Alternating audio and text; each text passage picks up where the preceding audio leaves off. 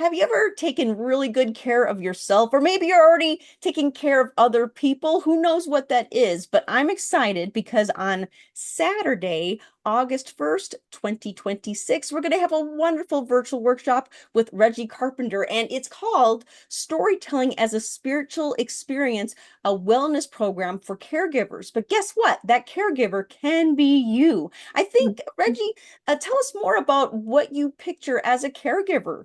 What does that mean? Oh, well, we are all caregivers and we can have care for ourselves, for others.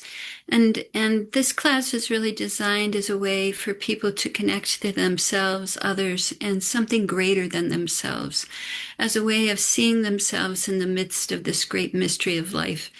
It's a caregiver is someone who gives literally care.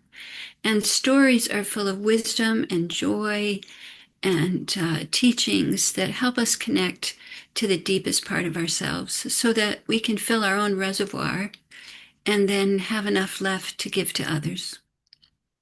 And that's a very real thing. I mean, even when you are caring for even an organization, you're in a way a Mhm. caregiver and Mhm. could experience burnout if you don't take good care of yourself. I know that with my mom, I watched as she took care of her mom. And Mhm. and I saw that burden and she needed to take that time. And That's I'm excited that you're going to share some techniques on that. Is there any advice that you would give people to prepare even before the workshop, just to things to think about so that we can jump into things even more fully? There's no experience that's really necessary. I think the greatest preparation that I use myself is to know that I have a need and that need will be met from stories, and that it's a nurturing and graceful community. There's no experience needed.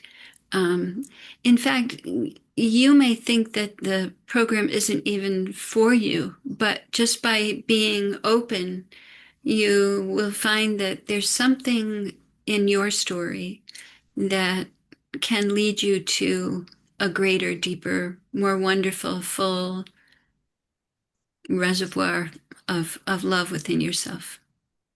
There is great healing power with storytelling. When did you first discover that storytelling not only was powerful, but was had this healing um, type of ability? Oh gosh, I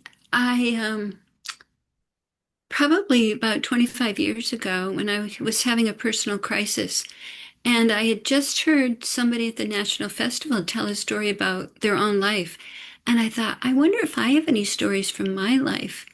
And this is so great. You know how you have people um, tell their name story? Well, I thought, I wonder if I could tell that story.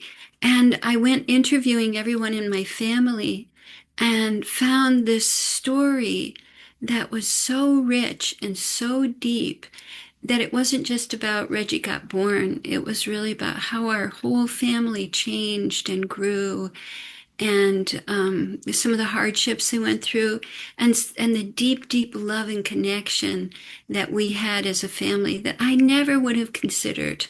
So ever since that time, I found by going back and asking myself these questions about, when did this happen? And in particular, um, stories about hardship, but it's always my belief that every story is about love and connection.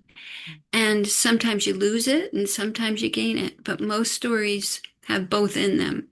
And it's about finding the connection and meaning in your story that helps you identify who you are, what you believe, and how you want to be in the world. And it sounds really heavy, but it's actually quite joyful and fun and so rich that I really hope you'll join me.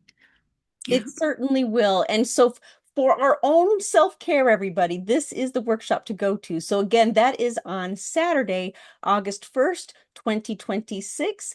And when you go to storycrossroads.org/all things story, you see that link there below. There is a time zone converter. And if you're like, wait, I can't make it on August 1st, we do record and you can opt and register for that Mhm. recording. We prefer to virtual live, but we have other options for you too. No matter what, you matter. And that means it's important to take care of yourself. So Exactly. until we tell again,